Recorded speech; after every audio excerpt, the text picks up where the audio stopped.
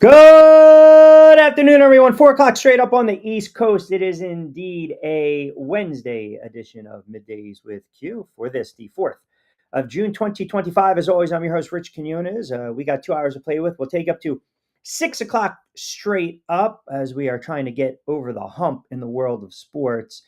We've got plenty to talk about. OTAs continue in the NFL. We have game one of the Stanley Cup Finals. Is there any buzz to this rematch? And then, of course, the NBA Finals starts tomorrow night. OKC, a big favorite against the Indiana Pacers. We'll get into that. Is there any buzz to that series? The head coaching search will now officially begin for the New York Knicks. And then, as I mentioned, we will also get into a lot of baseball. Nice win, by the way, by the Phils last night, backed by Christopher Sanchez. Yanks get the win, and the Mets see their 4-game quick winning streak, if you will, that comes to a screeching halt on the West Coast. So, as I mentioned, a lot of sports to dissect on a very busy Wednesday. And I was thinking about this too. And you guys, as always, get in on the conversation. We're live on Facebook, on X, on the YouTube platform as well. You can hashtag MWQ Middays with Q, or subscribe, like, comment to the YouTube channel. Do what you guys typically do on a daily basis. You come in, you bring something to the table. We have a little fun. Most of the times, I'm not going to agree with you guys. And we typically will go back and forth for 2 hours. And that's what always makes it very fun. That's all I'm saying. Very, very, very fun. So, as I alluded to, busy show, very busy show. I was thinking about this. So, the Stanley Cup Finals, game one, is tonight. You have a rematch of last year's finals, which, that was a very compelling series that went 7 games. Then you have the NBA playoffs, and we've gone through them, and now we have game one of the finals. And there seems to be zero buzz with this NBA finals. And I'm wondering if there's any type of buzz with the Stanley Cup Finals. Now, the reason I bring this up is pretty simple. If you kind of look around the landscape of sports, and you've got the Florida Panthers, and we know Florida is somewhat of a displaced market, if you will, when it comes to the fan base. You got a lot of colleges, you got pro teams, it's somewhat saturated. You got Tampa as well, not only with hockey, but also in baseball. You got the Bucks, you got the Dolphins, and the list goes on and on and on. And I feel as though there are certain markets that will embrace certain sports. And I'm bringing all that up because for the life of me, I'm watching baseball, and it's just beyond, it's ridiculously, stunningly low attendance that are really, they haven't been anything new with the Miami Marlins. But the other night, not only do they lose to arguably one of the worst teams over the last 50 years in baseball in the Rockies, but and the Rockies are trending towards the worst record in the history of baseball. But they're averaging 27,000. 27,000 in a gorgeous stadium, in course. But the Marlins are averaging just a touch under 12,000. So then it got me thinking a little bit. Okay, you look at the Miami Heat. And the Miami Heat, ultimately, again, when you think about what they've been able to do over the last several years. Now, you got to go back, 2012, 2013. That's the last time they won a championship, 7 games over the Spurs.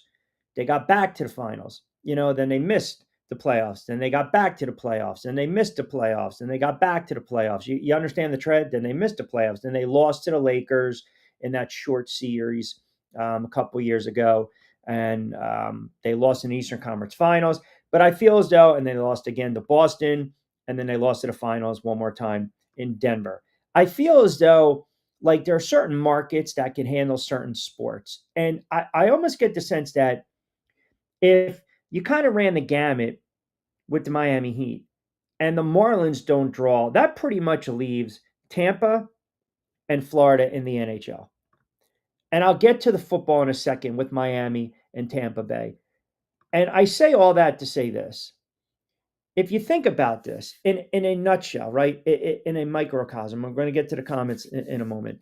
There are some states and some markets that we would suspect would have certain sports dominate them. But I give you the Florida market because nothing going on with Tampa, nothing going on with the Marlins baseball wise. Is there buzz with the Bucks to some extent? Is there buzz with Miami? Then you look at the basketball and the Heat, and that's the hockey. And you got one of those teams representing the Stanley Cup Finals in the Florida Panthers tonight against Edmonton. And I believe it's going to be a compelling series. I really do. I think both teams come in. They are somewhat different from last season. And if you think about this for the series, I like the Panthers in the series. I'll tell you that right now. I like the Panthers at the series at one, if they're minus 110 or better. But if you grab that game one price at plus 115, you're okay. But point being, it's like, in Philly, it doesn't matter if the Eagles are bad. In the Philly market, they're always talking NFL. They're always talking Philadelphia Eagles. In the New York market, more times than not, the Giants stink. Yeah, the Knicks had their run, but it's a baseball town. DC, I think, is more now a football town. Chicago, I believe, is a baseball town. And then you look at some of these other markets that we've talked about. I got to be honest. There's no buzz. There's no juice. There's no buzz. There's no juice. There's no juice to this NBA Finals because you don't have good markets. And the buzz with the Stanley Cup Finals is you're pitching what? A rematch and an opportunity to go back to back. That's really it. That's really it. Are you going to sit there and say there's more buzz with Tampa Bay, the Bucks, or the Miami Dolphins over the Lightning or the Florida Panthers? It seems as though hockey now is taking that center stage in said market, where, say, in the Philly market back in the 70s, it was basketball and the Flyers, the Broad Street Bullies. In the 80s in New York, it had to be hockey. It had to, because you saw that the Islanders were making their dynasty run and the Rangers were starting to burst on the scene. And then in DC, back in the day, you had the Capitals, a great franchise back in the day. And obviously, we know their success with Ovechkin over the last 15 plus years. But I feel as though unless you're in OKC or Indiana, you care about the NBA Finals. And correct me if I'm wrong, unless you're in Edmonton or you're in Florida right now, you care about the NHL Finals. You care about the Stanley Cup Finals. Now, I'll watch. Don't get me wrong. I'll watch. But I just don't think there's a substantial amount of buzz to those particular finals, respectively. Jesus time. Heck yeah, for NHL. Joey B, good afternoon. Q, good afternoon, Joey. I just don't think there's any buzz. I don't. And I think all these towns that we're talking about, Washington now is a football town. It's not it's not a basketball town, and it's not a baseball town. It's now being run by the Commanders. It's a football town. That's all they're talking about. They're not talking about the Nats. They're not talking about college. They're not talking about the Washington. They're not. There's not.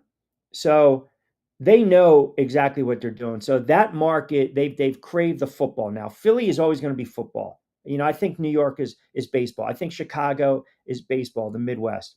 And I think down south that I'm talking about, when you start to creep in the Georgias, the Carolinas, the Floridas, for Florida, it's got to be hockey. How do you explain these horrible draws with the Marlins? And they're not as bad as the Colorado Rockies or the no-shows with the Miami Heat, even though they're consistently a playoff team year in and year out. It just doesn't make sense. And maybe it's because you guys aren't, like, I'm an NBA guy, I'm a football guy, I'm a baseball guy, and then hockey. Look, I follow hockey, don't get me wrong. When the Rangers make their runs, of course, I'm involved, I'm in it. I enjoy it, right? But it's been far and few. It really has. It's been far and few. So what I think we're doing now is that we're looking at some of these sports and we're trying to gravitate and we're trying to sit there and say, okay, have these markets captivated these sports? Has these markets, grabbed a stranglehold? And I'm telling you, Florida, there has to be buzz with the Panthers. Does there not? There has to be buzz. I remember when the Flyers, had these unexpected runs. This market, South Jersey, Jersey Shore, Philly, it was buzzing with Flyers. It was buzzing with orange and black. And those years are far and few. But yet, the Eagles still took center stage. Even when they stunk, It was 24/7, 365. The Sixers were always last. And then the Phillies, aside from the run that they had in the 2000s, other than that, baseball in this town has stunk. I mean, they've been a losing franchise. So we're really not talking about that. But in Chicago, they're going to talk about the White Sox. They're going to talk about the Cubs. Then they're going to talk about the Bulls. Then they're going to talk about the Bruins. Then, or I should say, the Blackhawks. Then they're going to talk about the Bears, respectively. It just makes, I'm telling you, to me, it makes no sense. Because if I'm a fan, I'm a fan. I don't care where I'm living. And I just don't know how there's no buzz right now for these finals, respectively. There isn't. There isn't. Maybe for you guys because you're going to watch and you're sports fans. But I feel as there's zero buzz. And I think you're going to get a very good Stanley Cup Finals. I do. I think the NBA Finals, I think the ratings are going to be bad. I'm going to watch because I want to see the Indiana Pacers lose. I want to see the Indiana Pacers get swept. I don't want to see this gentleman's sweep. I don't want to see it at all. I don't. I have no desire to see them even remotely win a frigging game. And I hope they absolutely get crushed because of my hatred for them, because of what transpired with the Knicks.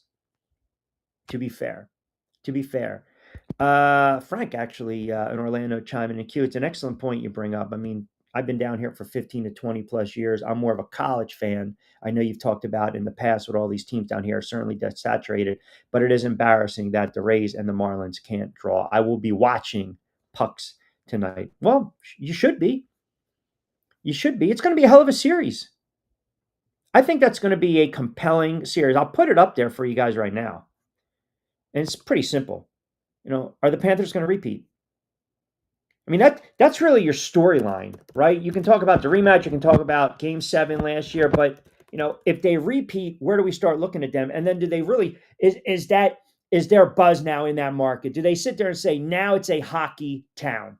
Which is crazy to say, right? Now it's Florida, man, it's a hockey town. Forget about Miami Heat. Forget about the colleges. Forget about FSU. Forget about AFU. Forget about USF. Forget about, Florida Atlantic. Forget about Miami. Forget about those squads. Forget about Tampa and the Miami Dolphins in the NFL. It is a hockey town right now, which I don't think anyone would ever say that out loud, right? I mean, it's undeniable the Oilers are a better team than they were last season. They're deeper. They've got more cohesion, and they got a chip on their shoulders, and they're dealing with that. So much to get back, and have an opportunity to win it after you'll lose it. But it's going to be a hockey town.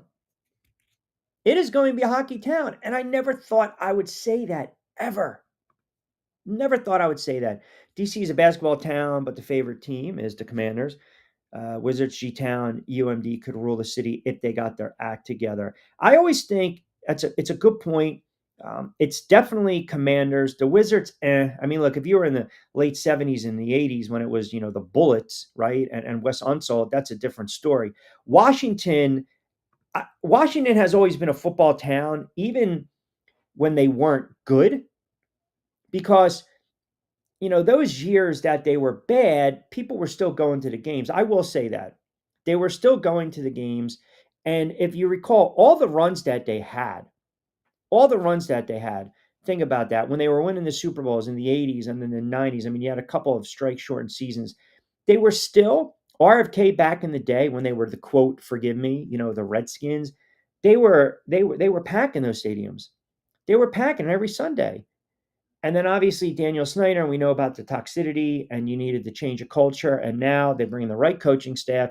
They have a stud in Jaden Daniels, and it has become a football town, period. It has become a football town. There are some markets in the U.S. that you can stink at your respective sport, but they're going to talk about you 24/7, 365. Even when the Eagles are bad, they're still talking football. When the Giants are good and the Yankees are bad, they're still talking Yankees or Mets baseball.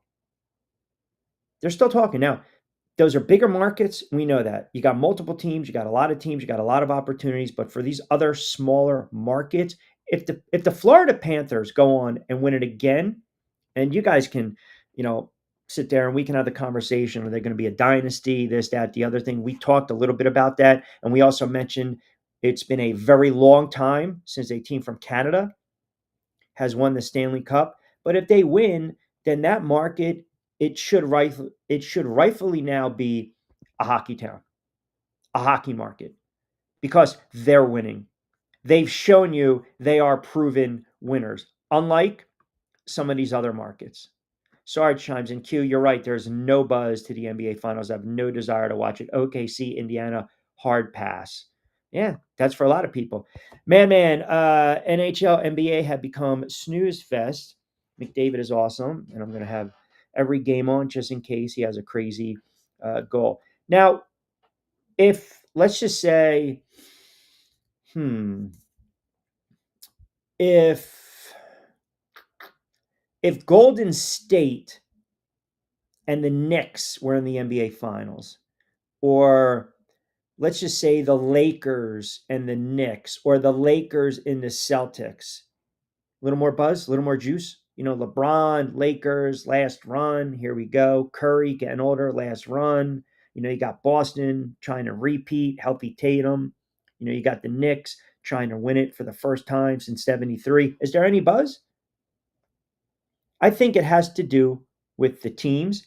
And to your point, in the NHL, unless you really follow it, um, it's, you know, there are some very good players in the NHL. And I've always gravitated towards the NHL playoffs because I believe game seven, when it comes to the NHL playoffs, is just, it's, there's such high drama and intensity to it, especially when these games go into overtime. I mean, you know, back in the day, you're getting these games that were double overtime, triple overtime. I mean, you know, you can't even stay awake. Your eyes are heavy. And you think if you flick the channel, if you get up and you go to the bathroom real quick or you grab something to eat, you're going to miss a goal. You're going to miss an ending. You're going to be like, oh my God, I can't believe you got to wait for the highlights, you know, or you're going to wait for it the next day if you fall asleep. There's an allure to that. There's an appeal to that with the NHL that I believe is missing with the other sports. Because anytime you talk about the NHL and you say, hey, two words, game seven, people are locked in. They're locked in. They're absolutely locked in. And that's what makes it very unique. Never forget going to the 2008 parade, hanging out with my friend Riff. We were at the Gamble and Huff Studios, and all I could talk about was McNabb and the Eagles as the team went by. It's crazy when you think about that, right? It is. Hate watching the finals is crazy. What are we talking about? NBA or the NHL? It's not it's not crazy. I mean, look, I say it because I'm still angry. I'm still annoyed that the Knicks lost, right? So I just don't, I'll watch, you know, again, I'll watch. Don't take everything that's coming out of my mouth literally, right? I mean, I'm going to watch, but there's no buzz. There's absolutely no buzz to this finals whatsoever. I think Halliburton is going to get his lunch eaten. His lunch eaten. And I can't wait to watch that. I cannot wait. Kevin chimes in, Q. I know you were going off yesterday with the Knicks and Thibodeau, kind of taking a step back. Who do you think would be the best candidate for the job right now? Um, there's so many names out there, man. Johnny Bryant seems like, you know, the logical name that's getting buzz. It's not a household name. You know, Finch, Jason Kidd, you know, Michael Malone, Budenhauser, right? You got the Giannis connection, so you guys can have fun with me in the conspiracy theory. Well, we fired Tibbs because we have an opportunity to make a play for Giannis. I mean, the list goes on and on and on. I'll give you a name that's not sexy, but it might be outside the box. You know, I mentioned Kidd. You're already hearing about Danny Hurley. How about Rajon Rondo? I mean, you know, you're talking about a high level player, high level guard, smart guy, was with Doc Rivers on the Bucks staff. They're going to go through wholesale changes. You know, whether it's going to be Brunson, whether it's going to be Cheeks on the bench, you just don't know. You just don't know. Maddie Newcastle chimes in. Q, I can't believe you're actually defending Leon Rose yesterday. Everyone else was calling him a coward. I can't believe you're actually giving him a pass. For what? Why? Because he decided I'm going to do something different? See, this is when teams fire head coaches or GMs, and you might like the head coach, you guys want answers right away. You want answers right away. You guys sit there and you start screaming at the mountaintop, have a press conference. Have a press conference. We need to know why. Why do you need to know? You're not signing his check. That man is making a substantial, ludicrous, sick amount of money. So I'm actually sitting here, and you can call me the contrarian if you will. That's fine. But how about this? How about the fact that Leon Rose realized, no, we got to shake it up. The safe bet, the safe play is running it back with the same core and the same head coach. He did a 180. And to me, that takes balls. That takes stones. Because he's like, enough is enough. It's just not working. We're going to go in a different direction. So before you get on me with that, take a step back. I mean, sometimes the easiest thing to do in sports is status quo. It's the status quo. And that is basically running it back. Bring them back. Give them another year. Sometimes you have to shake it up, man. Shake the tree, the olive branches, whatever the hell saying is. And you have to do something different. And you have to do something outside the box. First Lady in Delaware chimes in. How about the female coach in the WNBA, Q? Laugh out loud. I mean, listen, I know exactly where you're going with that. You want to talk about an outside the box, but here's the problem with Becky Hammon. She basically, destroyed Jalen Brunson. Destroyed. Basically came out on the record and was like, hey, he's too small to be a number one A1 player. So yeah, I don't see that happening. That would make for a very interesting, conversation maybe down the road, but today's not the day for that. Let me open it up, see what you guys are saying as well.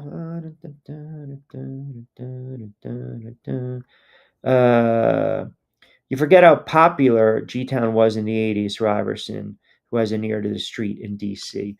Georgetown? I mean, look, Georgetown, Iverson obviously in the 90s, but G-Town in the 80s, that was the Big East, was it not? Syracuse, Pitt, St. John's, Villanova. In the 80s, basketball, yeah, it was popular, but it was still a football town. It was still a football town. You can't tell me any different because they were so good. They were so good when they were the then, Redskins, not the Commanders. You want to call them the Commanders franchise, or always whatever. But they started to turn it around with George Allen, 71-77. They have a little bit of a run. They get to the Super Bowl, right? The Over the Hill gang, and then you get Jack Kent Cook, and then that changes the whole complexion because they hired Joe Gibbs. So they're winning. What was it? 82. They're winning in 87. Now, 87, you had the player strike, but that was a season that was 15 games, I believe. Then again, you go to 91. And those are times where, yeah, G-Town, 82, 83, downtown Freddie Brown, John Thompson, Patrick Ewing, all those guys, right? 84, 85, Big East, popping, no doubt, to your comment. Absolutely on fire. Absolutely on fire. In the heyday, that was the Big East, but it was still a football town. Now, it was college hoops second? I would say, yeah. In that market, right? Lake is different because Lake is a G-Town guy. Lake is a G-Town guy. Lake is a Georgetown guy, and he will and I've had this argument. I've had that argument in the past with Lake. And I'll still argue with them, and I'm not going to give in to this. It was always a football town. Yes, there was buzz with hoops. Yes, there was buzz with hoops, no doubt. But you've got a team in Washington that's winning friggin' Super Bowls. When Georgetown was nice, Georgetown was nice. Now it's not how it is now because they're horrible. I mean, they can't even win a game in the Big East. That's how bad it is. And no, I did not gloss over the Patrick Ewing comment. I mean, Patrick was my guy. You know that. Patrick was my guy. All right, 25 past 4 o'clock hour. Let me get to a couple more of these, and then we'll open up some more comments. What do we got here? Oh, look at this. Nick Muse on X. Q, I listened to your show yesterday. I think you were way too critical of Thibodeau not making adjustments. At the end of the day, is there anyone out there better? Question mark. I can't answer that. I can't. We have these conversations when NFL teams fire head coaches. This is the argument I have with my buddies all the time. You sit there, you text each other, get rid of this guy, fire him, right? And what's the comment coming back? Who are you going to bring in? I don't know. But sometimes you need to change. If the Knicks take a step back next year, and I'm not trying to hedge, but I almost bookmark it. Or as Trevor likes to say, save the tape. Save the tape, mark the tape. That's what Trevor will comment if he's listening in. Save the tape, mark it. If the Knicks take a step back, we have no idea if it's because of Thibodeau's absence. I gave you the postseason numbers. It was time for a change. That's it. And listen, the Boston Celtics, they choked. They blew 2 games, the first 2 games in the second round, both times up 20. If they don't, they're winning the series, even if Tatum goes down. And Thibodeau's going to get fired. So, just move past it. Just move past it. You guys, you get so hung up sometimes because a team has a nice little run. And as I gave you the example yesterday, the Denver Nuggets won the NBA championship 2 seasons ago. Their head coach and their GM got fired with 3 games left in the regular season. Oh, by the way, they still made a pretty nice run in the playoffs. Those two have more of a background pedigree on their resume than Thibodeau did. Sometimes you just need to make a change. And sometimes you make a change and it blows up in your face. That's sports. That's all it is. I'll give you the perfect example. Perfect example. I remember when, what was it? I would say, we can use a Sirianni example because that's low-bearing fruit. That's very easy. Myself included, Eagles are 10-1. They dropped, 6 of 7 or 5 of 6. No showed late in the season. Got blown out on the road against Tampa. And I remember I came on and I said, it's time, it's time, it's time. And then we talked about it all off season. You have to make a change. You have to make a change. If that was a time to make a change, you make a change. And everyone's saying it's a knee-jerk reaction. No, no, no, no, no. And other Eagles fans that I've spoken to and were chiming in and contacting me on social and commenting in during the show were saying, we're over this guy. We're over this guy. It's time. It's time. We want a change. And I still hearken back. There's a moment during an NFL season and really in all seasons where it could be a turning point. And if they would have lost that game to the Saints and then Tampa and had to bye, there was going to be some rumblings and there was going to be all the talking heads and sports talk radio and doing what I do. We're all talking about you got to get rid of Sirianni.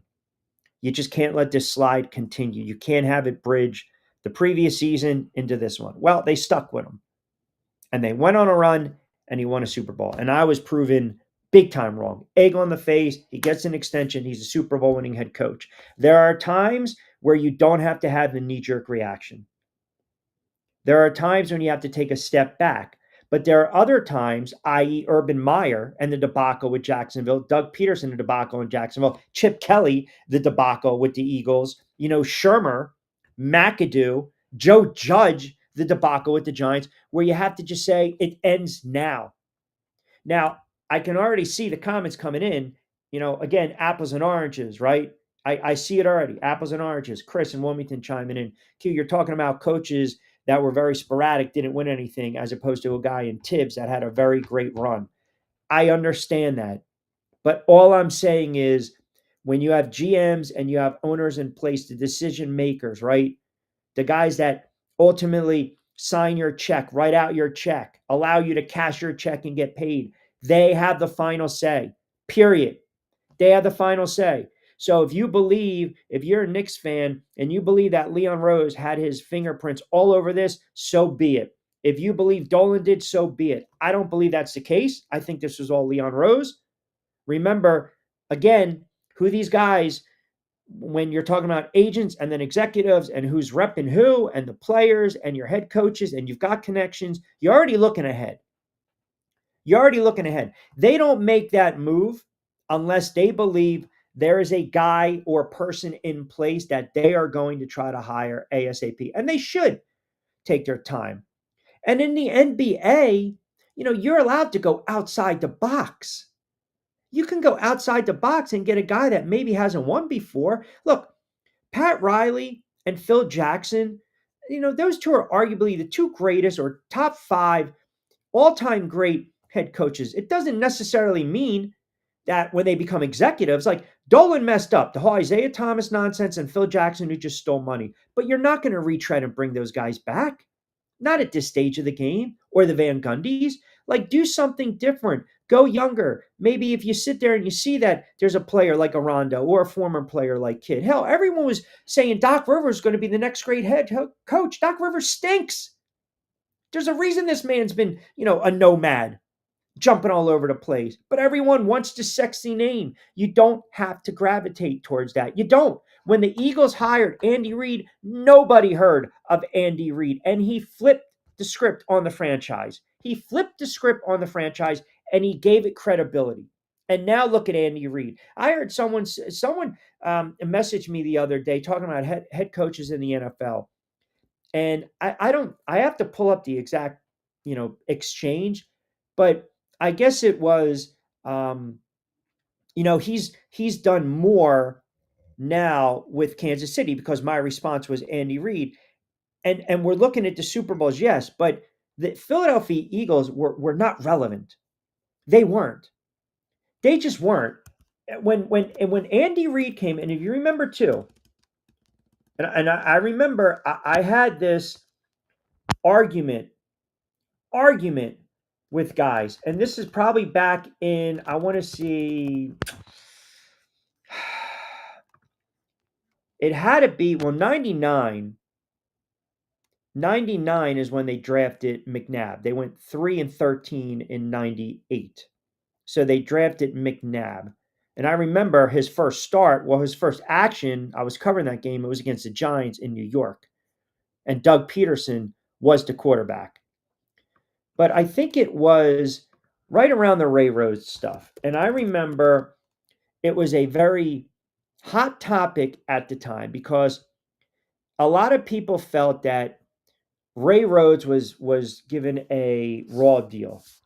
And then it started to go out to, people were starting to bring in race and why he was fired. And none of it held any type of water. It just didn't. It was ludicrous. And at the time when Andy Reid was hired, it was like, you know what? You fired this guy. Now you're bringing in this guy who's no one's heard of, right? Who happens to be a white head coach. And, or a guy that, offensive line or lineman, whatever it was, right? Because 98, they were horrible.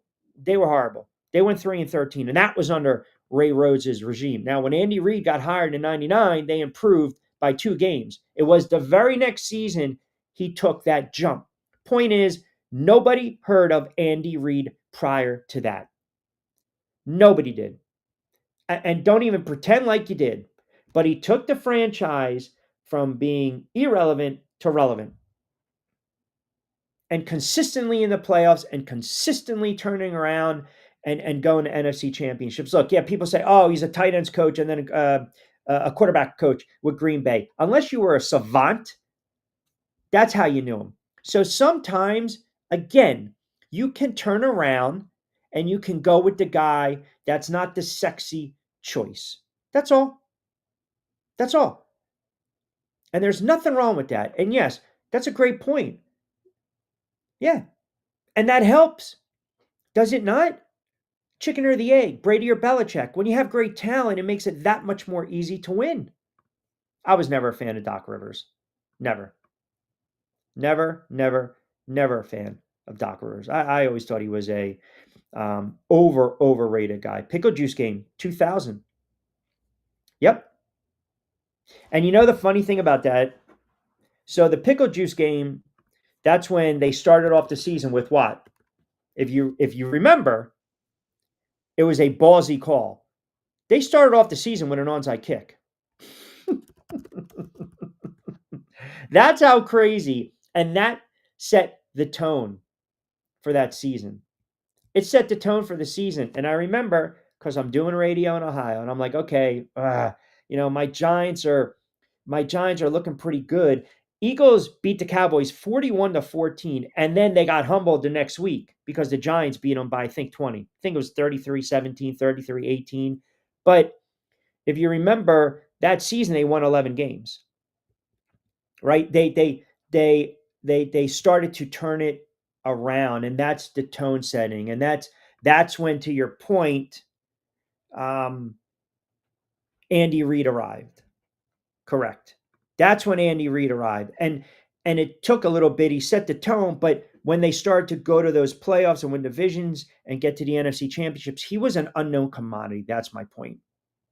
And you don't always have to go for the sexy name. You don't.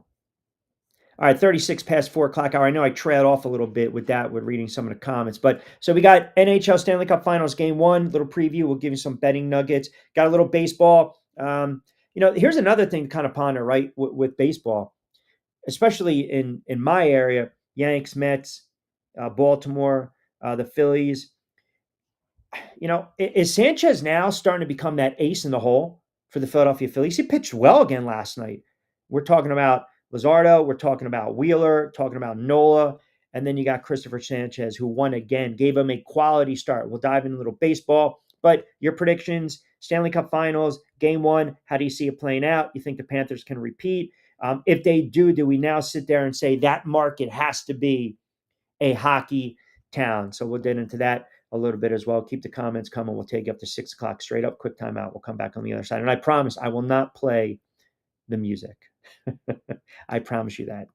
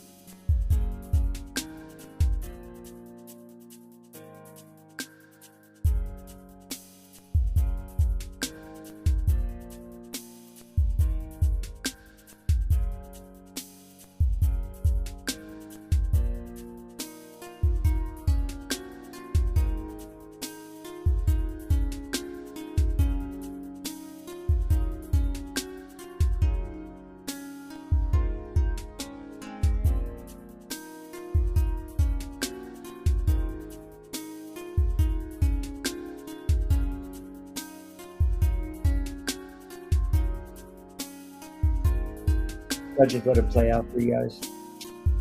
Or you want to hear the other music? You guys want to hear this? Hold on. No, you're looking for this one. Is that it? Did you see this new the latest from former Eagle safety, the great CJ Gardner Johnson? He says, quote, he was a test dummy for the Philadelphia Eagles. Oh my God. Wow. Wow. This dude loves to talk. I mean, how do you have a team that wins a Super Bowl, but yet has just, you know, I feel like some of these guys, even some of the former, like disgruntled, like you just won a Super Bowl. What are you complaining about? And you got paid. The other comment that was interesting that came out, Saquon Barkley on if or when, contemplating retirement, which running back, right? We talk about this. I think it was on the Green Light with Chris Longpod. Quote, it'll probably be one of those, or I'll probably be one of those guys that do it out of nowhere. I'll probably just wake up one day, whether it's next year, 2 years, 4 years, and just be like, yeah, it's over. I think what happens when you have injuries in the NFL and you're banged up and you're the running back, and we know it's such a position that, collision course, linebackers, you're smacking heads, you're getting concussed, you're tearing knees, you're tearing AC, whatever. All the times you're banged up and it's repetition, repetition, repetition. Eventually you say, man, I don't know if I want to do this anymore, right? And we talked about years ago, the life expectancy of a running back was 3 to 5 years in the NFL. If you played 5 years in the NFL as a running back, that's a hell of a career. I mean, think about the longevity that some of these other backs. Saquon Barkley is 28 years old. Saquon Barkley is entering, I think it's already his ninth season. One, two, three, four, five, six, his eighth season. Saquon had 345 carries last year. Prior to that, the most he ever had was 295. And that was 2022 with the Giants. I mean, look, he had a record-breaking season last year. It was just an unbelievable season behind a great line. He carried them, his heart, his guts, his legs through the playoffs. He was just a highlight reel, and then had the big playoff runs. He was just he was a beast. He was an absolute beast for them. And I'm sure maybe some part of him is thinking to himself that, "Hey, man, I got my ring now. I'm making my money." I mean, that run that he had a buck 20 against Green Bay. He had over 200 in the snow against the Rams. He had like 120 against Washington. His numbers weren't gaudy in the Super Bowl, but he picked up blitzes. He had a couple catches. He made a couple nice runs. He did all the dirty work. So he might be thinking to himself, yeah, it's going to be that time. It's going to be that time. And, you know, when your body can't do it anymore, your body can't do it anymore. Your mind, wants to do it. Your heart wants to do it, but your body can't keep up. And that's kind of the battle that a lot of these players have, especially the running back position. I mean, it is such a volatile position, man. And that's why I have no problem with these guys going out. Go get paid. Go get paid. Now, right away, the Eagles fan might panic and sit there and say, "Oh my God, he's retiring. It's going to be a swan song." That's no one's saying that, right? No one is saying that at all. What do we got here? LJ chiming in. Cute. Did you see that ESPN's considering firing Doris Burke after her comments during the NBA playoffs? I did not see that anywhere. Is that? I know she called SGA. What'd she call him? A free throw merchant, right? And I think Richard Jefferson kind of came to her defense. I know she made a very I guess you can say, not a PC remark or a joke during one of the games, but I haven't really followed that, so I can't really give you too much information on that as well. Let me pull up what do we got here. Oh, my man, Premier Yanker, League Yanker on X. Q, your Knicks were up 3-1 on Boston with Tatum. I think we need to give the Knicks credit for that, but seemingly everyone isn't. Boston lived and died by the three. That's their identity, died by the three, not the Knicks' fault. That Tatum shot up threes when he should have taken it to the rack, much like Cat in the Pacers. Well, two things. I think you're responding to my comments that people are going to say it was a knee-jerk reaction because they lost to a team that I felt they shouldn't have lost to. Come on, be honest. Were the Pacers, put them in the backyard on the blacktop, 10 games, how many are the Pacers winning? And the Knicks, again, be fair. The Knicks got bailed out by the Boston Celtics. Sure, you give them credit for the comeback. When you're down 20 and you come back and win a game, that's a great win. But there's a flip side to that coin. I can't sit here and talk about, the Knicks choking in game 1 against Indiana when they had the lead late, which mathematically, statistically, it was 99.99999%. It wasn't even plausible to think they would blow that lead and lose that game. So I can't come on the air, per your comment, and go back at you and kill the Knicks for choking in game 1, which they did, and not say that the Boston Celtics didn't choke twice in games 1 and 2. They did. They were up 20 in back-to-back nights. They choked against the Knicks. And then you're not at full strength. If Tatum is healthy and the Boston Celtics won the first 2 games of that series, the Boston Celtics are winning that series. And then Tibbs is gone because he got bounced in the second round. It's not rocket science. Don't make it out to be that. Don't. Q, I would bet if the U had a spring scrimmage during Game 7 of the Stanley Cup Finals, no one would be watching hockey in Florida. Interesting take. Very interesting take. Are we going by the 80s, the U, or the 90s, the U, or the season's U? I don't know. I would say maybe in like a Georgia, an Auburn, a Tennessee, right? If they're holding that spring. Game 7. Man, you're not giving the Florida hockey fan a ton of credit there. If they win, if they go back to back, then you can talk about dynasty in the NHL, fine, whatever. But you have to then sit there and say at that moment, because there's so many colleges down there. You got Florida, Atlantic, Florida Gulf, you got USF, you got Florida A&M, you got Florida State, you got Florida, you got the U, right? There's so many colleges down there. It's almost like saturated. It really is. You kind of pick and choose. Gainesville, right? If you drip down to Jacksonville. So you kind of pick and choose. I think if it's a game 7 over the U spring scrimmage, I think, I would like to think they're going to win. Watch that game 7.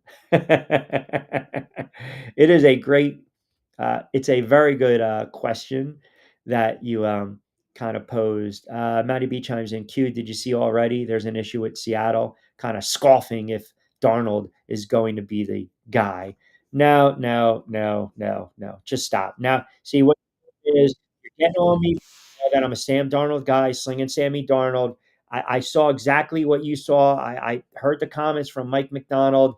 He scoffed at the notion Darnold won't start. Again, I don't know why you guys are hating on slinging Sammy Darnold. I don't get it. I don't. It's the same hatred you guys were giving Captain Kirk, and it bothers me to no end. I hope Darnold, I told you guys this. When Darnold was playing the way he was, we came on the air, all of us, and we were talking about what? Is he going to be a $30 to $40 million contract quarterback? The guy signs a 3-year, $100 million deal. He earned it. He earned it. Now, if you believe he's going to revert back to the Sam Darnold that was with the Jets, so be it. I'm not going to argue that with you. I'm not. But again, he's 26, he's 27, he's coming off a Pro Bowl season. They won a lot of games. Minnesota opted not to re-sign him. He tested the waters. They're going to go with the number 10 pick from a couple years ago, and J.J. McCarthy, his sophomore season, coming off the injury. You can't tell me that Darnold had nothing to do with a franchise winning 14 games. What you're looking at is Darnold in the playoffs and Darnold against the Lions late in the season. That's all you're looking at. That's it. He goes from 21 to 35 as a starter, and then he wins 14 games. Like, seriously, I will not allow the slander of Sam Darnold to continue. Chris Cooley, who says a lot, said, and by the way, he's a funny dude, said he would not watch Game 7 of the Stanley Cup Finals if the NFL draft was on. But that doesn't, what does he speak for everyone? He speak for everyone? If the Giants, if the Giants picked early, which they typically do, and the draft started at 7 and the Giants picked at 8, I'm good to go. Dropping a puck at 8:05. We're good. We're absolutely good right there. So I don't have to worry about that. But some people are just not hockey fans. I'm not a diehard hockey fan. I'm a Rangers fan, but I'm not a diehard hockey fan. There are diehard hockey fans that love this. They love these storylines. They want to put a lot of action on these games. They want to bet. They got some coin. They got some shekels. They want to get involved, right? They're looking at this right now. Florida, plus 105. Edmonton, minus 125. Here you go. Money line, plus 115. Panthers to win the series, plus 105. This series has storylines. It does, because of what happened last year. Edmonton's got that chip on their shoulder. They put off one of the greatest comebacks in NFL history, and then they lose Game 7. I mean, think about that. That was a 3-game deficit to start the series. So if you're an Edmonton fan, if you're a Florida fan, if you're a hockey fan, man, you're like, let me see. This is compelling. This is compelling. You lose the first 2 games of the first-round series against the Kings. You win 4 straight. You open up Game 1 of the second round. You're down early against Vegas, a really good team, and then you come roaring back. I mean, there are compelling storylines to this. That trend continued against Dallas, and then you got Florida, who won it. They have depth, right? They have better depth than they had last year. I mean, they got 19, 20 players that can score. Last year, they probably had 10 or 12. There's great storylines. I will watch. I'm not going to be, enamored in it like you guys are, if you're diehard hockey fans, but I can appreciate it. But if I'm living in that market, if I'm growing up in that Florida market, how do I not? If I'm at the side of Miami, how do I not? Right? Sit there and watch. And that's the problem. There's the crux right there. This comment is dead on. There's the crux. Because you have a handful of hockey fans that are very passionate. But when it comes to the NFL, we know it, you know it, and I know it. Okay, be honest now. Show of hands, who actually watches replays of Red Zone during the offseason? Show of hands, who will sit and rewatch America's Game or Super Bowl highlights or NFL Films Presents? I will. Because if you back me in the corner and gave me truth serum, it goes football first and foremost. It goes football first and foremost. Basketball, baseball, hockey last. And basketball and baseball is kind of like a 2A, 2B. It really is. But it's always football first and foremost. I don't care if it's July. I don't care if it's preseason. I used to get bent out of shape over preseason games. Preseason games. Where you're looking at second and third stringers. Jets and Giants in preseason back in the day was a game. It was almost like a regular season game. It had a playoff feel, hand to God. But I used to get so, caught up in those games because it was the NFL. And the other thing, too, is to a lot of points, and I'm seeing, let me get to Benny's point right now on XQ. It's because the NFL season is shorter. The games are more intense. There's so much more on the line as soon as you get into playoffs. All these other seasons you're talking about, the NBA, the NHL, MLB. They're long seasons. Yep. And that's what makes the NFL a different animal. But all I'm saying is, I mentioned this early on in the show. There are certain markets that will embrace certain sports, and there are certain markets that, even if they embrace certain sports, there's always that one primary sport the fan base will always gravitate towards. And I gave you the markets. Whether you agree with me or not, that's fine. You're entitled to your opinion. That's okay. That's what it's all about. But I'm giving you major, major, major, major markets. That's all. I'm giving you major markets. Now, is the NHL, I feel as though the NHL gets slighted a little bit because you can't compete with the NFL. Like, if I were to say, give me rankings right now, and we're going to throw college football and college basketball into the mix. So it's like a little food for thought homework assignment as we're approaching 5 o'clock. You've got NHL, you've got baseball, right? MLB, you've got NFL, you got NBA. And then you have college football and college basketball. So I'm giving you what, 6, right? You got the 4 majors, college football and college basketball. Go ahead, rank them. Rank them. Rank them where you believe you get the most eyeballs and the most viewership. And then let's see where the NHL falls. And even if you're a hockey fan, try to be objective. Try to be objective. So I'm giving you those 4 majors plus college football and college basketball. Rank them. One being, hey, the most eyeballs. I think we can do it right now, number 1, but I'll let you guys ponder it. I want to get to more comments. I do want to get to the NFL and your thoughts on Game 1, Stanley Cup Finals, your predictions as well. We'll touch a little bit on baseball in about 30 or 40 minutes. We'll kind of run through the NL East as well. I promise as we hit 5 o'clock, I will not play the music that apparently relaxes too many of the listeners. You guys are so fired up, and then I start to play the music, and you guys kind of come back down. Come back down a couple notches, which is okay. All right, don't forget 16 to book, 60 to play with. It is indeed a very busy Wednesday edition of Middays with Q, powered by our good friends over at TriX57. Get social with them as well at TriX57 IG, Facebook, and on X. You can follow me. You'll see below, and that's pretty easy to do, at Rich Q on IG, on X, the YouTube channel, and TikTok, Rich Q on the mic. A lot of comments coming in. Hockey fans are coming out of the woodwork. Where the hell you guys been for the last 4 or 5 months? We'll dive into it as well. But rank them for me. Rank them for me. NFL, NBA, Major League Baseball, NHL, college football, college basketball. Right there. Rank them for me. The most eyeballs. And let's see where hockey falls into that space in those rankings. All right. 5 o'clock straight up. We're powered by our good friends over at TriX57. Check them out online, TriX57.com. Also, fresh roasted coffee, 20% off your first purchase, BYP20. And then this hour of the show brought to you by Play It Again Sports, 2 locations, Deptford and the new store in Mount Laurel.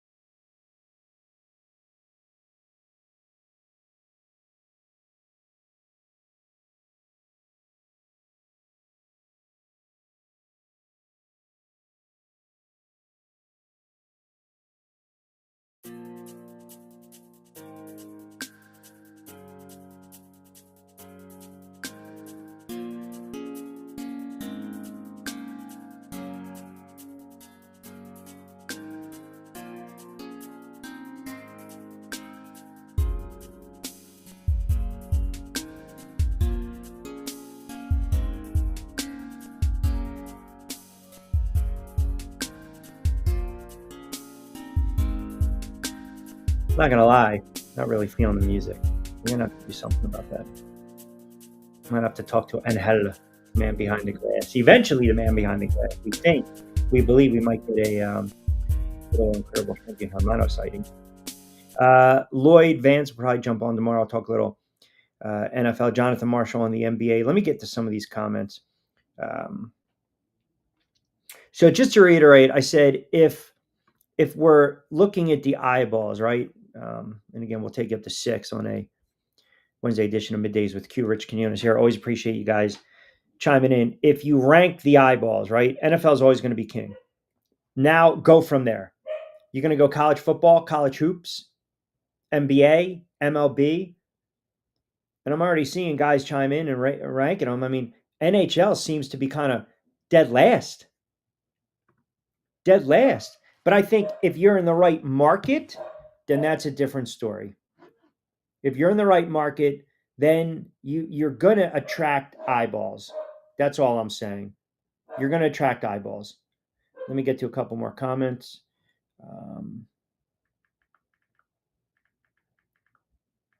See what we got here. Let's see. Bob S. chimes in. Q, I'm a diehard orange and black fan. Been following the Flyers since Broad Street Bullies in the 70s. I still watch the Flyers. I like the hiring of Taka, but I know the franchise hasn't won in a long time. I'm kind of your exception to the rule. I'm a 4 for 4, but hockey is my sport. That's fair because you're being honest. You're being honest about, the sports that you view and how you follow them. And that's okay. I mean, that's okay. It's totally different. Like I said, if you are, if you're in a displaced market, right, then look, we nailed it. We think alike.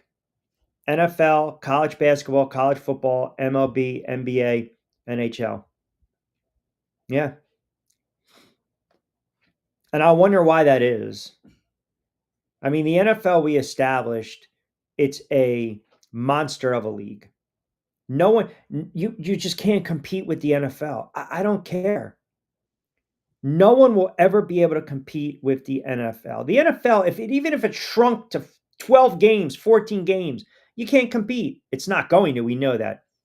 College basketball, because of the tournaments and March Madness. And oh, by the way, side note, leave March Madness alone. Don't expand the field. Just stop. Just stop. College football now because of the playoff series. Now, I'm not a big proponent of the college football, the playoff series. I'm not. And I also think what's hurt college football is that there's 1,000 different bowl games. 1,000. And then you have the NBA, which is now trying to get that, international, which it's kind of already hit that appeal. And then there's NHL. Die-hard hockey fans are going to watch. That's it. Die-hard hockey fans are going to watch. And you don't need to be a puckhead to realize that, oh, hey, Florida won it last year. They got an opportunity to win again. That in its own right is very impressive. And I think when you win 2 in a row, back-to-back, 2 or 3, 3, 4, that's when you start to talk about that dynasty. And I know right now the Pierce is going to sit there and say, yeah, but that market doesn't deserve to have a hockey team. That market doesn't deserve to have success. Why? One doesn't have anything to do with it. It really doesn't. One does not have anything to do with it at all. First Lady chimes in. Q, always appreciate a little puck talk, laugh out loud. But you're right. I'm not the biggest hockey fan. I am a Flyers fan, as you know from your days on 1290 The Ticket. But I will say this. The NFL is always going to be king. It is a fact because it is a short season. That is the sentiment. That is the sentiment. because the biggest stage, the most watched sporting event, it's one day. It's not even in a gathering, or a party event. Half the time you get fans that don't really watch football. You got the spouses, or the girlfriends or boyfriends, whatever. Maybe they're not sports fans. Everyone gathers in one place. There's 20, 30 people. Everyone's eating, drinking. You're more concerned about the commercials, who's going to make you laugh, who's going to be the halftime show. It's like a spectacle. And more times than not, you're not even watching the game. That's what the Super Bowl has done. That's what the NFL has done. And think about that for a moment. That in itself is amazing, right? No one's taken off Game 7 of the World Series if the game's on a Sunday and you have school on a Monday. No one's taken off NBA Finals Game 7 if it's Lakers and Celtics on the West Coast late and your kid's got to get up on Monday. But jobs are telling people, hey, you know what? That Super Bowl hangover, don't even show up on Monday. Don't even show. That's what the NFL has become. That's what the NFL has become, because it is an event. Billions of eyeballs. It's an event. It's you cannot compete with it at all. And then you got, baseball, which how I feel about baseball and the commissioner. And then you've got the NHL. And I've always said this. NHL players to me are extremely accessible. I mean, back in the day, I used to do weekly spots with John Stevens when he was head coach of the Flyers.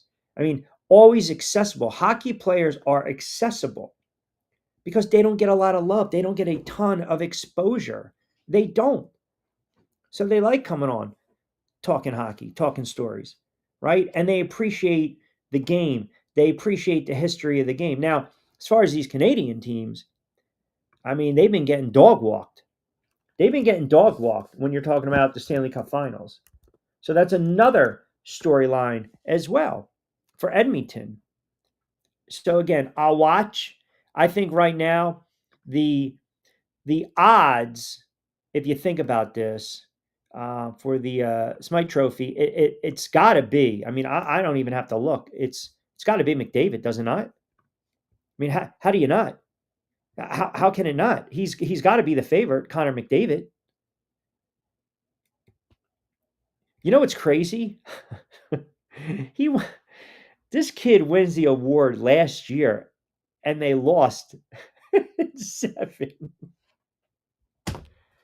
I have to find out, and maybe you guys can do this because I know a lot of you guys are very quick on the keyboard. How many players in NHL history have won that award for a team that lost in the finals? I bet you it's a handful. I bet you it's an absolute handful. So McDavid's sitting there at plus 110. Bob, you guys are familiar with him, plus 250. Barkov plus 560. Skinner's at plus 5,000. So here's the thing. The case for McDavid is pretty self-explanatory. If you don't give Edmonton, a shot, a puncher's chance to win this series, then he's a solid bet right now at plus 110, plus 115. Easily. But I bet you there's only been a handful of players that have won that award that have played on losing teams. All right, I want to switch gears for a couple moments, and you guys can keep the comments coming. I promise I will get to them. Just a couple moments on baseball. The NL East. Right now, as it stands, I still believe the Phillies are going to try to shore up their bullpen. It's just my thought. We'll have Steve Gardner on next week. You look at the NL East, the Mets, they had that nice little run, 4 straight, 8 of 9. They lost last night in 10 to the Dodgers. They lead the Phils by half a game in the NL East. The Phillies right now, they are sitting at 37 and 23. You got the big bump back with Harper, right? Returns to the lineup. What does he do? He homers. I see you guys from yesterday's show. You remember my comment about Trout? Yeah, we'll talk about Trout as well. But they backed Sanchez. He's pitched well. They stopped the slide. just looking over the next, let's just say 12 games or a couple series for the Phillies as it stands right now. They finish up the 3-game set on the road against Toronto.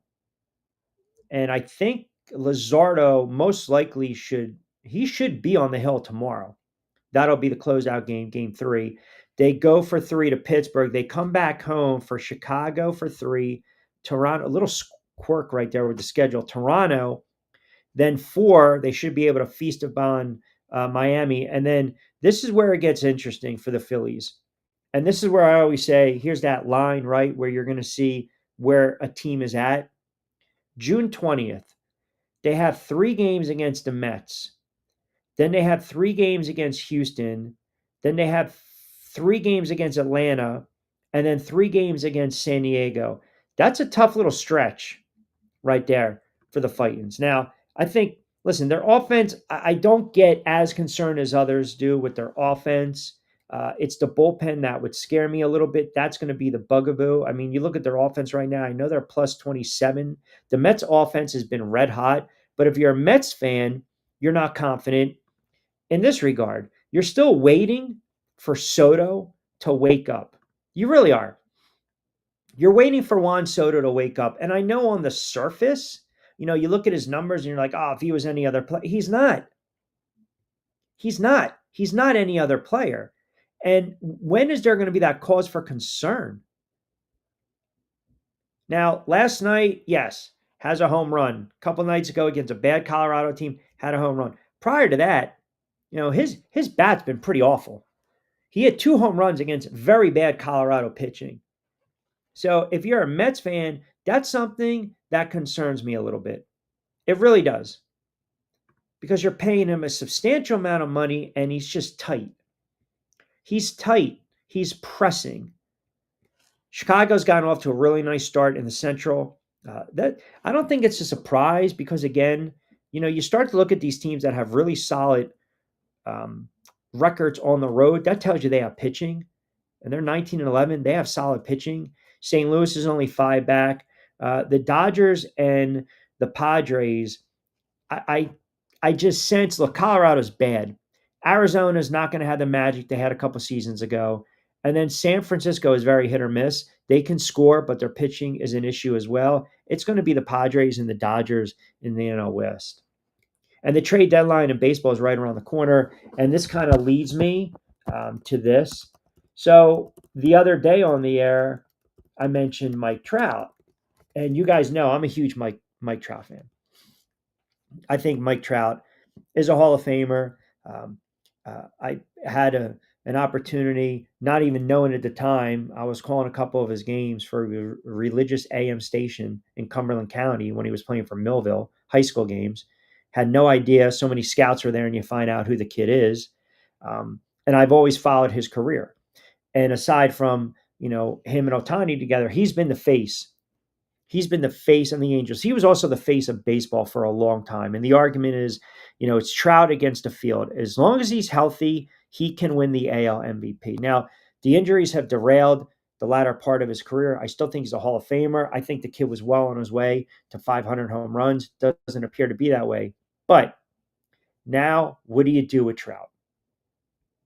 What do you do?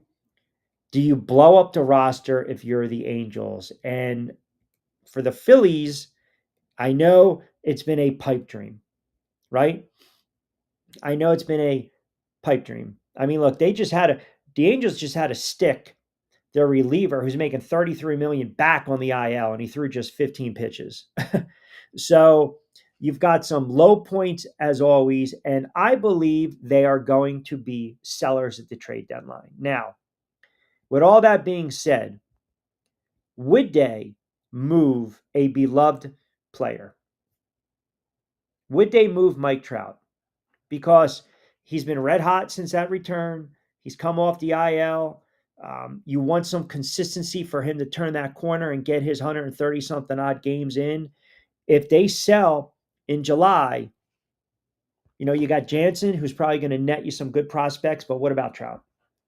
I mean, and that's another thing. If you're the Phillies, right? So Kenley Jansen, I mean, that's a name you might want to look for. He's not the pitcher he once was, but if you're a playoff contending team and you want to add an arm to the bullpen, you want a guy that's going to give you quality outings and innings, there you go. Trout to me is that wild card. I'm so fascinated to see exactly what the Angels might do. Do they blow it up? Do they just say, "All right, you know what? We're gonna let him have an opportunity at some postseason baseball. We're gonna let him have that opportunity and maybe make a deep run into the postseason." I mean, look, they're not a good team, and they got off to another bad start. In mid-May, they were 16-23. They started the season 9-5. They started the season 9-5. This is a franchise that lost 99 games last year, and we were waiting to see, again, what they were going to do. You got an 11-time All-Star in Trout, and what they did is they moved them to right field. And okay, now can you stay healthier? Corner outfield spot. And it looked to be like it was working for about 30 games, and then he banged up his knee. I think he landed on the DL back in April, and he's always battling injuries. But man, I'll tell you, you stick him on a playoff needy team that is looking for a little bit of pop, he makes all the difference in the world. All the difference in the world. And I'm wondering, are they going to do that? Because the debate, a lot of the conversation is you got two players now. You got two franchise players in Ohtani and Trout. Which one is going to walk? Which one you letting go? Which one can you live without? Is it the right move to make? I think it would be that feel good story, right? And they have sat there and said, "Hey, can he be that missing piece?" Right? So we'll talk about it a little more on the other side. 5:17, quick timeout. We'll come back. A little more baseball talk. I'll give you the Q-fecta and then NFL talk to close the show on this busy Wednesday edition of Middays with Q.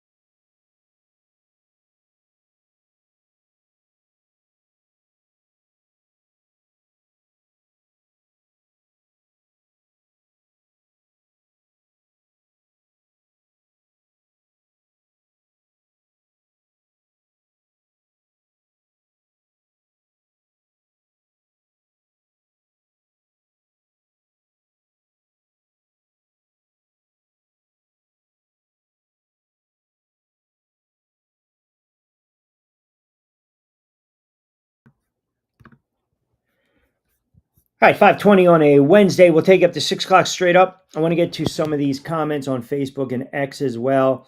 A little more baseball talk. I'll give you the plays that we've been talking about. Small market on both. That's D. I'm going to assume talking about the Floridas, if you will. I don't know if Washington per se, but let me get to some of these other comments. David chimes in from Clayton, which is a South Jersey region. What do we got here, David? Q, Sixers fan, not a Knicks fan. I'm not saying that I would like a coach like Thibodeau, but I think maybe he got a raw deal. I think it was a quote knee jerk reaction. Look what he did, back to back 50 plus win seasons and a trip to the Eastern Conference Finals. You know this as well as I do. That's a rarity for the Knicks. Sure, it is, but that's life in the NBA. That's life in the NBA. I mean, you have to eventually you have to win, right? You have to win. Man, you know what? You have a good day. We appreciate it as always. Clocking out early. There we go. See, but that's good. I mean, if you're working that 9 to 5, it's 5:21. You're working extra time. Get the OT. Get the double time. Do what you need to do, and you have a wonderful Wednesday. And we will certainly see you tomorrow. De facto leader of the Bunker Boys. NHL has the best traditions, unwritten rules, and superstitions. Yes, the handshake. Sure. And definitely a lot of superstitions. Let me cruise through a couple more of these. Mikey D on X chimes in. Q, I love the breakdown betting wise. Yeah, it's definitely got to be McDavid. And I don't think Edmonton's going to win. And I looked it up for you. I believe it's only been 6 players who have won that award. Interesting. He's a good follow on X as well. He does some good stuff with handicapping. So 6 players have won that award and have played on the losing team. That's like going back to the NFL where you had, what year was it? 19 Was it 1971? I think it was 1971. Was it Jake Scott, right? Jake Scott,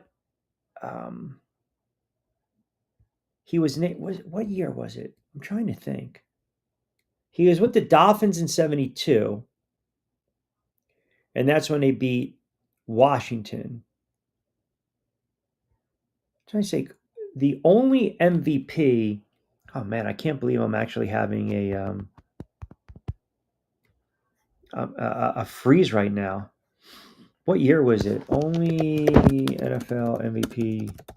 We're talking about on the losing team.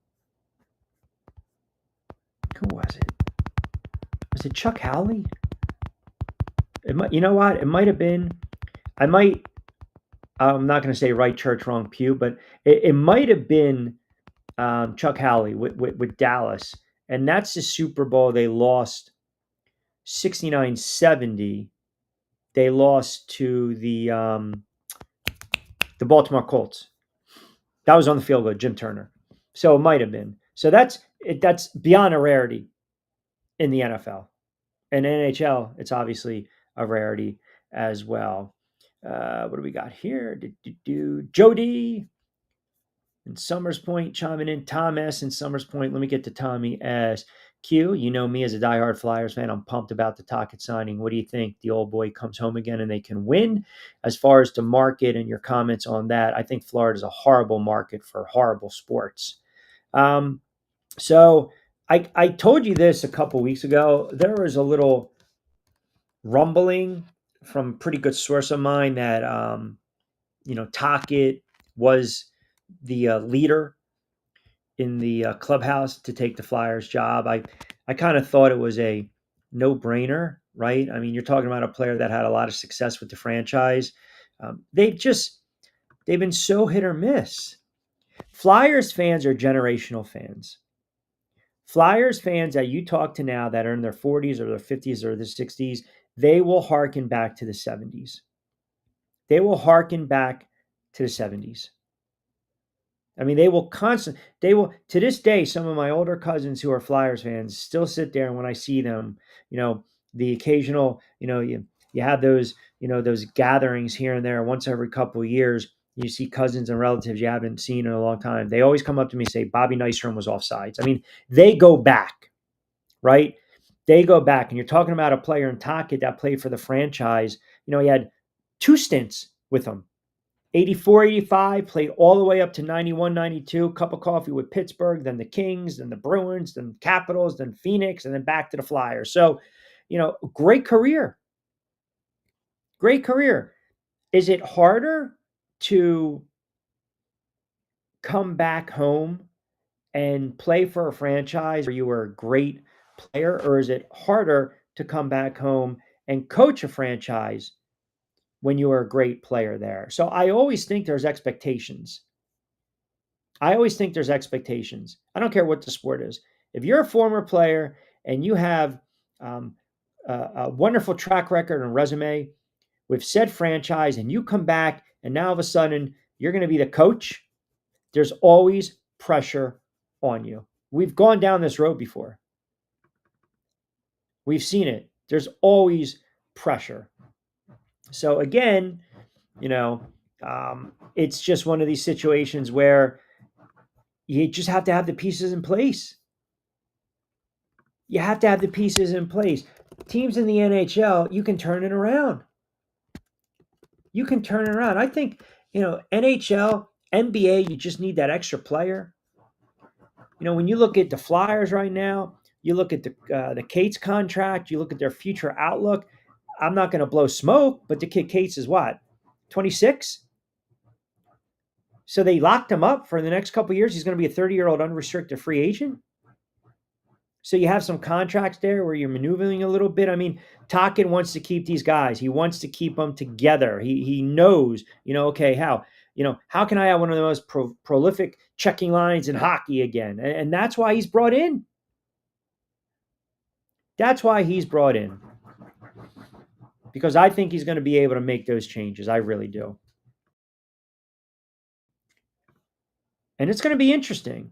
And you just have to have patience like anything else. Let's see here. Jay on X chimes in. Q, absolutely loving the show. Glad you're on 5 days a week. I'm going to try to catch you more often. Used to listen to you when you're down the shore. Well, first and foremost, I appreciate that. Jay, appreciate the loyalty as well. I know you're talking a lot of NBA and you're talking about head coaches that don't have to be the sexy outside hire. But if you look at the last couple of head coaches who won NBA championships, you actually justify your point. You make your point. I don't think the Knicks need to go for the sexy name. I don't think they need to go for the sexy name either, but it's the Knicks. And sometimes in our haste, some of these franchises, they want to make a splash. And I don't believe you have to make a splash. I don't. I believe you're missing some pieces. You need a legit guard to walk it up. Like Brunson doesn't need to walk it up. He just doesn't. You need that legit guard, period. What do we got here? Let me see. Larry Lowercase May chimes in. Q, so give me the last 5 or 6 head coaches that have won titles that you think came out of nowhere. Well, are we going NBA? So, I mean, does Joe Mazzulla? Did you know of Joe Mazzulla? You knew Malone because he was an assistant with the Knicks. Kerr was a great player. And who did he benefit from? Right? I mean, I rest my case. Budenholzer with the Bucks. Frank Vogel, Ocean City guy. Now, if you want to sit there and say, well, wait a second, that was in the bubble, he still won. Nick Nurse, Toronto. I mean, hell, they beat Golden State in 6. Steve Kerr. And then Tyronn Lue. I forgot about Tyronn Lue. That's where I'm going with the NBA, if that answers your question. Then the other coaches, I mean, Spoelstra's a Hall of Fame coach. Pop is a Hall of Fame coach. Phil Jackson is a Hall of Fame coach. Larry Brown's a Hall of Fame coach. Pat Riley is a Hall of Fame coach. I'm trying to sandwich in, Doc. Okay, fine. One of you guys already mentioned that. 2008, they beat the Lakers. I can't really think of. I'm just trying to go. I mean, you had a run where it was Popovich and Jackson. And then you had Jackson with the Bulls. I mean, you had Jackson with the Bulls, then you had Pop, then you had Jackson with the Lakers, then you had Larry Brown, then you had Pat Riley. So I think it's the last several years, right? David Blatt took the Cleveland Cavaliers to a finals. They lost to Golden State. Vogel with the Lakers. the head coach with Boston, Udoka, right? I mean, and we already know, the issues that what happened with that, do we not? After all the Boston Celtics stuff, and um, so yeah. Listen, I'm trying to just give you my point is you don't always have to go with the retread, and it's okay to think outside the box. There's nothing wrong with thinking outside the box and doing something a little different. And not everyone is going to jump on it. Not everyone is going to agree with the move, and that's okay. You don't have to. You don't have to. But I also think patience has to be put in place. And you have to have the right players. If you don't have the right players, you're not going to win. You're not going to win at all. All right, 5:30, about 20 to play with, 20 plus, quick timeout. We'll take you up to 6, and we'll continue with a little NBA, give you my thoughts on the finals. I want to get into a little NFL. Got a couple teams too. I want to kind of tease for the rest of the week, get your thoughts on that as well. Keep comments coming as well. Hashtag MWQ, Middays with Q. You can find me on IG and X as well.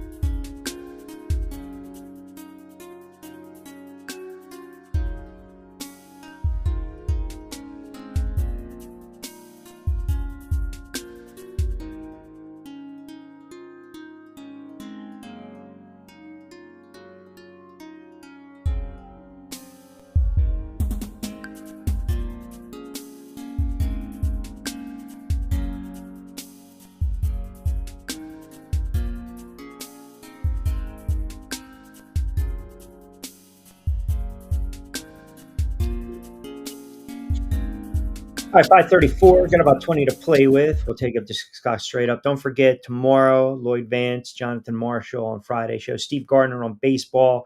We got the Q-Fecta, which I'll flash up for you, and then we'll go over. Last night, 2-1, and the game that was lost last night, I think it was the Reds game again. They kind of did me in a second time around, which I'm really not a fan of. But we'll go over the picks. I'll give you them right now. Stanley Cup Finals, Game 1, Panthers, Game 1, money line, plus 115. Panthers to win the series, plus 105.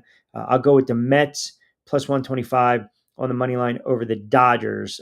So we went two hockey series as a whole, and then the Mets and the Dodgers. I'll keep it up for a moment if you guys want to screenshot it and hold me to it like you guys typically do. What do we got here? Nick on X chiming in. Hockey talk, hockey talk, hockey talk Q. When did you ever think the day would come? Ha ha ha. Enjoying the show. Yes, it's a rarity that you lose to Stanley Cup Finals and you're still the best player in the planet. I'm not going to say that's what's going to happen this season. But to answer your question, I do think if the Panthers win it again, they would be considered a dynasty and they should be embraced by the state of Florida. Okay. That's fine. So, um, I mean, listen, you know, you you have to remember a lot of markets, they're just not living and dying by their teams, right? At all. And we have markets that have displaced fans. Jersey Shore, Philly, Delaware, displaced fans. You'll get Baltimore, New York, Dallas, Washington, Philly. I mean, they're all over the place. Robbie F on X chimes in. Q, outstanding content and always. Here's a thought for you. I haven't heard this name get brought up, even though I know you were killing them during college basketball. ... You know exactly where I'm going. Dan Hurley. No. Nope. No.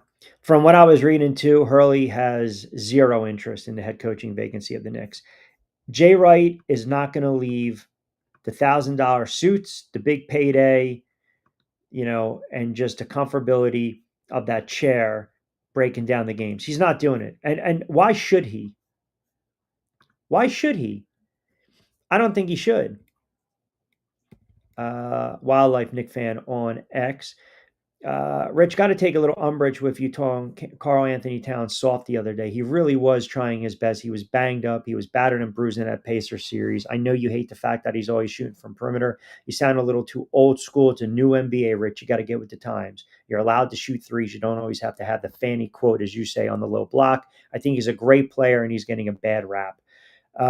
So, I didn't say he was a loser, a losing player.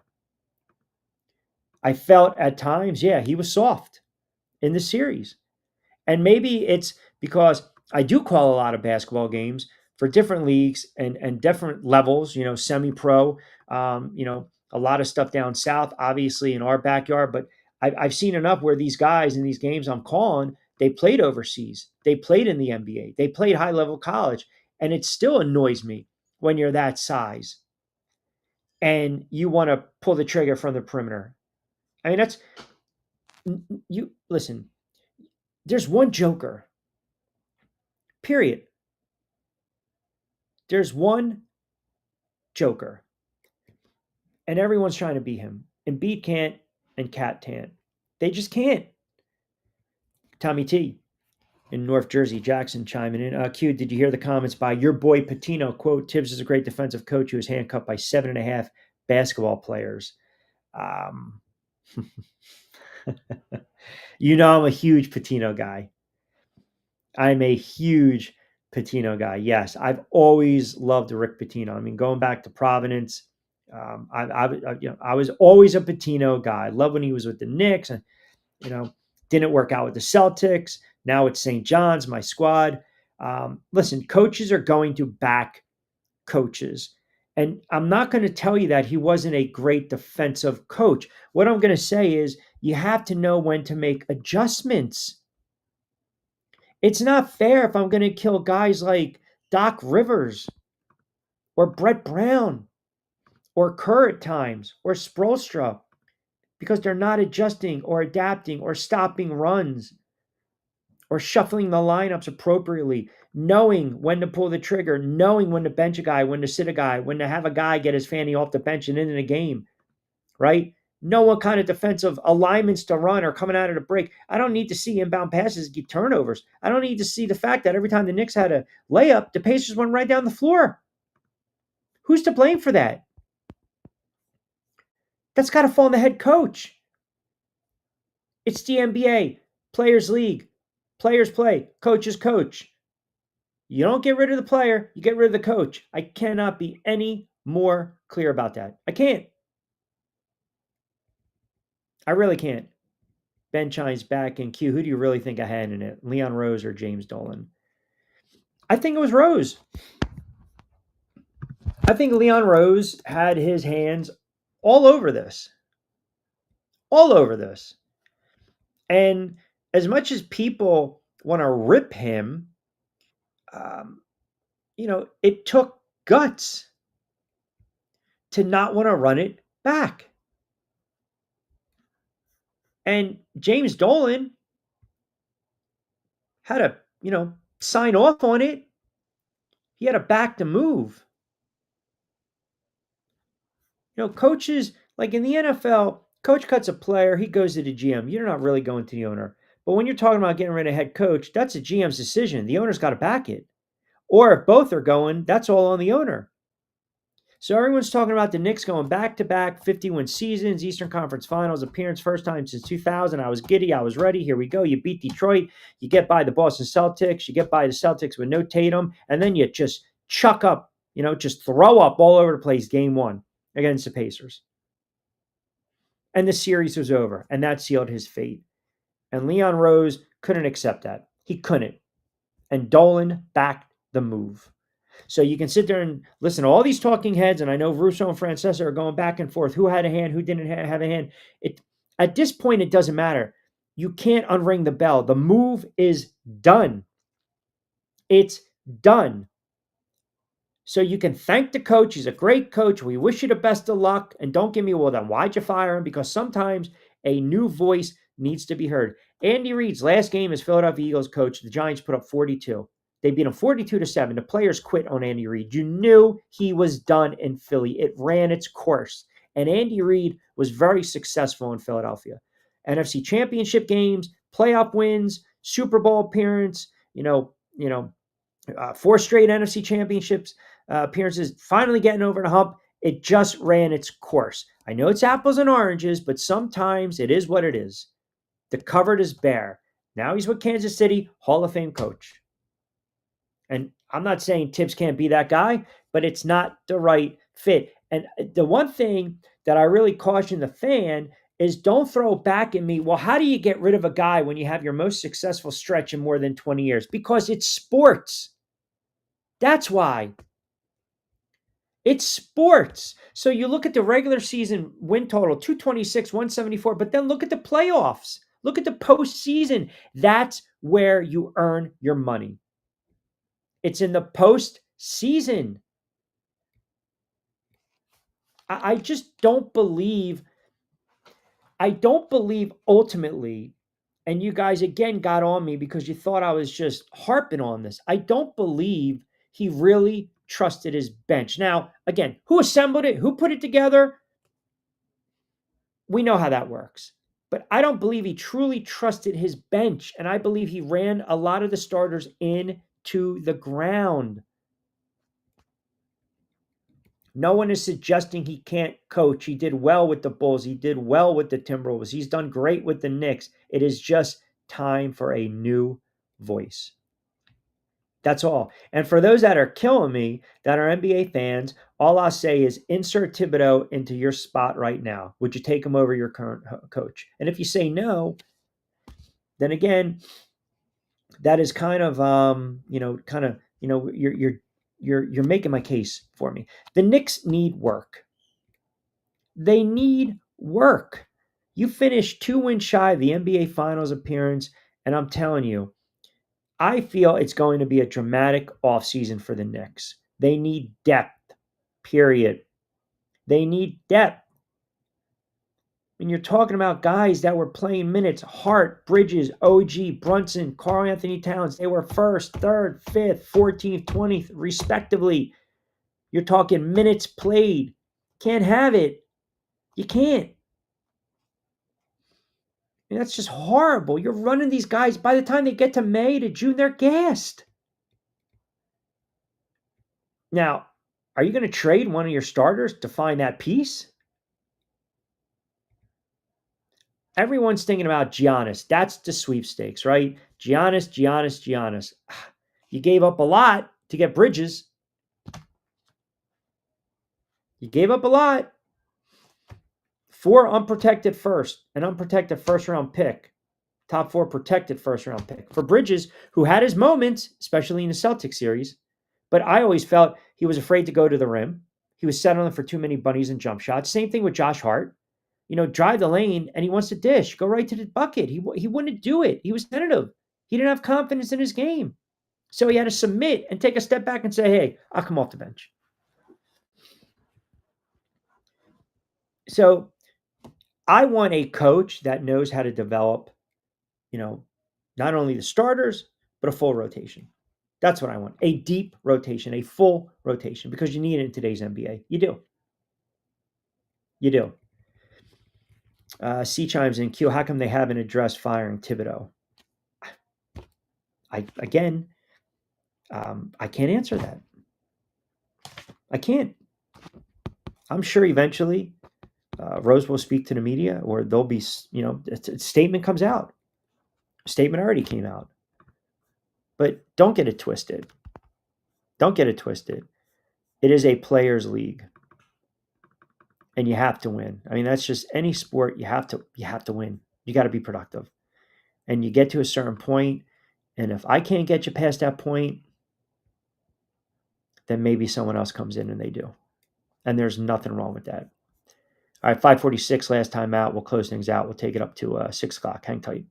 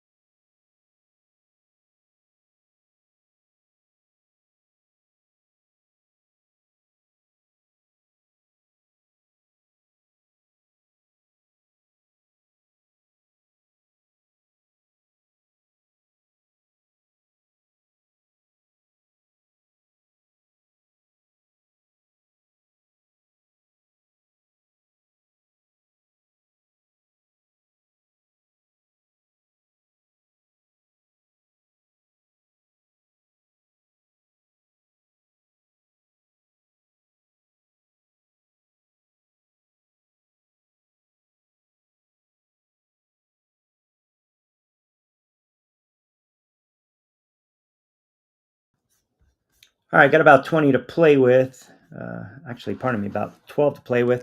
Let me get through a lot of comments coming in. My guy Jovan chimes in. Bridges was more aggressive in Brooklyn than he was with the Knicks. Yeah. I mean, I felt he was settling for way too many jump shots. And, he every time he started to put it on the floor and go right to the 10 or 6 or 7 feet out, he didn't attack. He stopped. He spun around, 180, floater. Same thing with Hart. Too many mistakes. Too many mistakes. And I know it's almost like beating that same drum and people don't want to hear it, but end of the day, he never trusted his bench. He ran guys in the ground and it cost him. And it's a players' league. Coaches go, players stay. That's it. That's all it is. Sammy on X chiming in. Excellent show, Q. I'm glad I found you on your YouTube channel and on X. Remember when you were with 1290 the ticket? I know you were talking about different markets with different sports teams. And I will say this, not a diehard hockey team, but it is compelling. You got a rematch of the Stanley Cup Finals. And to answer one of your other questions that someone pointed out, I would have to go in this order. NFL, college football, college hoops, NBA, baseball, and then the aforementioned hockey. And that's kind of what we were talking about today. If you're just tuning in late, we were talking about, the lack of buzz in these finals. And a lot of it has to do with, I think, because of the market. And I believe if you're a team like the Florida Panthers and you win again and win back to back, then the market should embrace that. And Florida now would basically be like a hockey town. That's all I was saying. But when you rank them, when you have the NFL, college football, college basketball, Major League Baseball, NBA, and NHL, when you rank them, NFL is always going to be first, and 99.9% of the time, unless you're living in Calgary, Toronto, Alberta, Gatineau, Quebec, Edmonton, you're going to put hockey, slip it somewhere in there. But if not, it's going to be last. It's going to be last. That's not knocking the sport. That's not knocking the sport. I'm just saying that it doesn't have that buzz. That's all. Hockey, again, in the price to play is too expensive. All the other sports are much cheaper to play. If NHL could fix that, it would have exponential growth. You're talking about the youth scanning, right? The sticks, the ice time, the travel, the uniforms, the helmets. It costs, man. It definitely costs. Youth sports, to have these players travel around all over the place, in and out of the state, around the country, select soccer, baseball, football. Man, I don't envy you guys to have kids. I mean, I envy if you have kids and family. That's great, but I'm saying from that standpoint, that's gotta dent the wallet, right? And especially in those hockey towns, because a lot of these kids now, they're being pushed where, hey, you got an opportunity to get drafted. Because in some of those markets or some of those states or some of those cities or somewhere, north of the border, that's all they have. Basketball is actually very popular in Canada, by the way. Basketball Super League, which is right under the TBL umbrella, very popular and great play, great competition. I just think it's, different strokes for different folks, right? It's just, maybe you live near the water, you live near the beach, and maybe, hockey's not your thing. Maybe baseball's not your thing, but football is always going to be your thing. Maybe you can be in a small, obscure town and you're 20 minutes away from, say, OKC. Well, then you're going to gravitate towards the NBA and basketball because it's right there. It's disposable. It's within reach, right? You're not going to spend, you'll spend, but meaning, you don't have a lot of select choices. I mentioned all the colleges in football, all the pro teams in football. Miami, they had their little run, bubble, no bubble, the run with Butler, even before, they were like at their peak, and then a couple years prior to that. And then you got the Bucks that are winning the South. And then, again, was there buzz in Tampa when, the Bucks won the Super Bowl a couple years ago with Brady?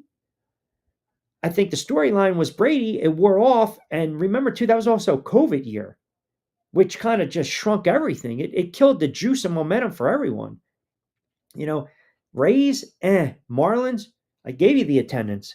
You lose to the Rockies that are drawing like 17,000 in that park, and then you come back, you lose to the Rockies, arguably one of the worst teams over the last 50 years, and you can't even draw 5,000? That's bad. That's bad. Growing up as a kid, where'd you go? Port St. Lucie, Clearwater, all spring training. It's baseball down there. Now you got pro teams. You can't even fill the seats. That's embarrassing. It is. The Heat fans, there's a sentiment that they're front runners. I can't speak to that. I can't speak to that fan base because I don't know. So different markets. It's just, different markets. That's all it is. All right. Let me clean it up with a couple more before we get out of here. Nikki P on Facebook, chiming in Q. Excellent show today. Looking forward to a little college football talk with your guy, quote, Costco. Like to see who he thinks is going to be top 5 and kind of go through his rankings, early Heisman odds, if you will. I will watch a little bit tonight. I am not going to watch the NBA Finals. I have no desire to watch that series at all. Just like you, I hope Indiana gets smoked, and I'm not even a Knicks fan. I just can't stand looking at Halliburton's face. Now, I appreciate that, my friend. All right, got to start wrapping it up on a Wednesday. Back in the saddle tomorrow from 4 to 6. We'll do it again. You guys have been fantastic. The fact that you guys stay with us for 2 hours is unbelievable, and I greatly appreciate it. As always, we're powered by our good friends over at Trix 57. Fresh roasted coffee, show notes, BYP20. I gave you the Qfecta. I'll give you it for the last time before we get out of here. This is who I'm liking this evening. Stanley Cup Finals Game 1, Panthers money line, plus Panthers to win the series. I'll get that bet in right now. And then you got the Mets, 125 on the money line against the Dodgers. Lloyd Vance, Steve Garner, Costco to close out the week. You as well. And again, don't forget, follow me on social media. Rich Q on IG and X, Facebook, and TikTok is Rich Q on the mic. Subscribe to my YouTube channel. Have a just have a really good, um, sports Wednesday. And as always, be safe, be sound, enjoy the NHL Stanley Cup Final Game 1 tonight. We'll do the NBA Finals, haha, tomorrow. But until then, I'm Rich Quinones. Hasta luego.